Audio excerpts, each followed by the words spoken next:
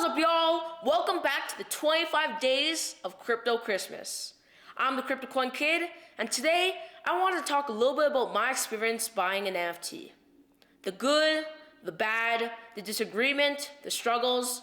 I'll be covering all of it in today's video. Make sure to like and subscribe. Let's get right into it.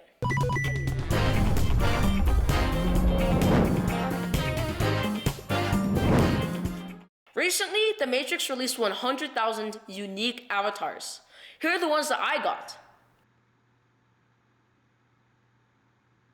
This was a really cool experience since I really love The Matrix and I love NFTs. But yet again, everything has its flaws. Here was my entire experience when I bought these NFTs. So I woke up at around 8 a.m., I got my breakfast, I got some water, and then I got ready for the release of these NFTs. I live streamed this on my Instagram with Benjamin Wong. Make sure to check him out, by the way. He's a really cool guy and he makes awesome content. Anyways, a couple hours passed and the waitlist finally opens. If you didn't know, a waitlist is essentially a digital line for people to stand in their place to eventually be granted access to the Nifty's website. But this line had one major flaw. The position in line was randomized.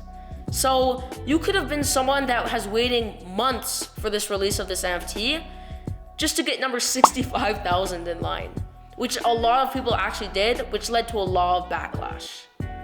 Thankfully, I got really lucky and I got number 3,600 in line. During the release of these NFTs, a lot of backlash was happening. For example, you could originally buy 25 Matrix NFTs per person, $50 each. But people were complaining that, everyone's gonna get so many and I'm not gonna be able to get any. So the developers paused the literal waitlist and they set the max capacity per person to only 5. Eventually, I was able to get my NFTs, which I am super grateful for. Here, reveal. I want to see how these look. Oh my gosh. Oh, essentially like you gave reveal your character. Hairstyle. Oh, that's so cool. And you're like, and then this is like them in the Matrix, and then when it's December 16th, you'll get to see them as they're like, okay, reveal this one. This was overall a really fun experience and it was totally worth it in the end. This just shows how hard it is, even for a company as big as Warner Brothers, to release a successful NFT project. Here is my one tip when it comes to joining NFT projects. Know what you're getting into. If you get into an NFT project, you have all your Ethereum in your account, you're ready to buy it, and then something unknown comes, you're the one who's gonna get ultra wrecked.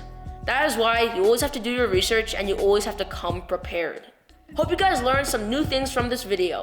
Make sure to like and subscribe because this is your boy, the Crypto Coin Kid, signing off.